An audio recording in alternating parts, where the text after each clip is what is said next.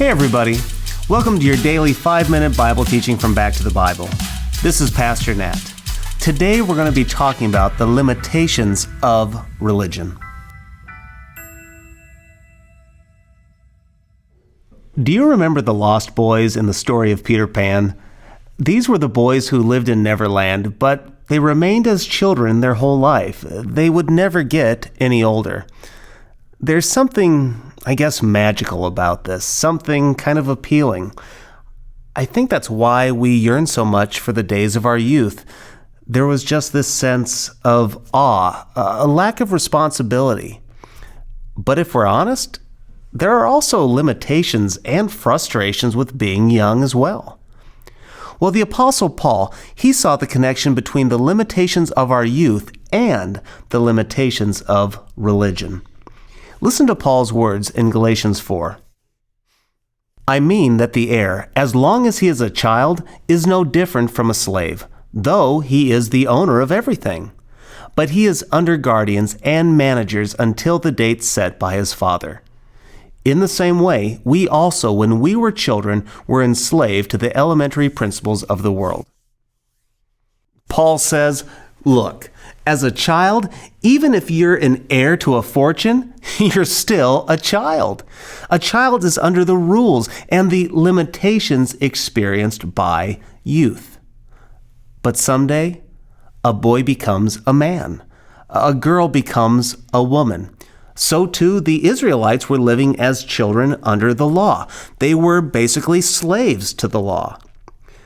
Well, the law was this strict set of guidelines passed down through the generations. But the problem is, living by the law didn't save anybody.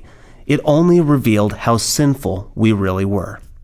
So Paul uses some familiar language and says, so when we were under the law, we were like slaves or like children under expected limitations.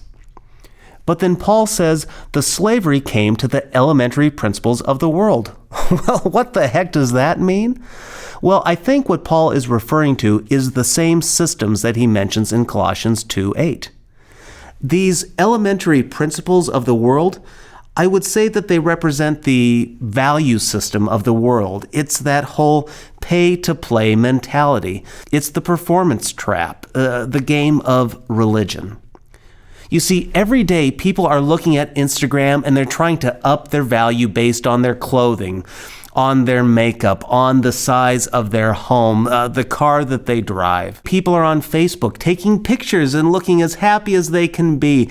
They're trying to cast a perception of happiness and perfection. People are posting online about how great their families are, how wonderful their jobs are. Why? Why do they do this? It's all about the game of performance.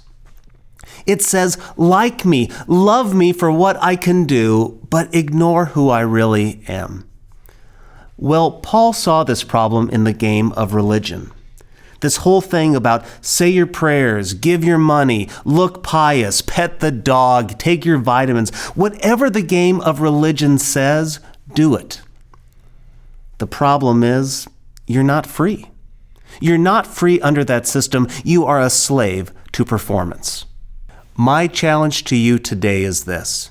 If you are struggling with the performance trap, if you are struggling feeling like I just can never be good enough for other people or for God, I encourage you, stop playing the game.